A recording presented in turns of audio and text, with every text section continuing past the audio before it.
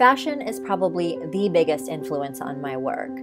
Now, for me, it's not about the idea of wearing it as a status symbol, but really for the pure creativity and fantasy that goes into the collection, especially the haute couture. Couture is a whole other level of craftsmanship and artistry.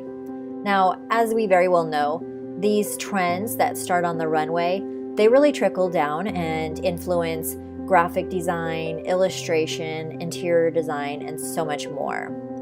So when I launched my color blending Photoshop brushes a few years ago, the next obvious step for me was to create color palettes for them that were inspired by couture creations. And this way, designers and illustrators can simply pick up a brush and literally be painting in the colors of couture.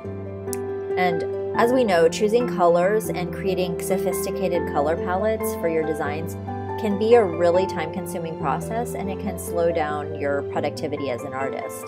So what's cool about my Color Couture collections is that you have a ready-made color palette that you know is going to look good because the colors were sampled directly from the runway. And the best part for me is to see my fellow creators be able to take tools and color palettes that I've created that are inspired by fashion and then go and create something totally new and unique, such as an illustration, a pattern, a template, an invitation, and more.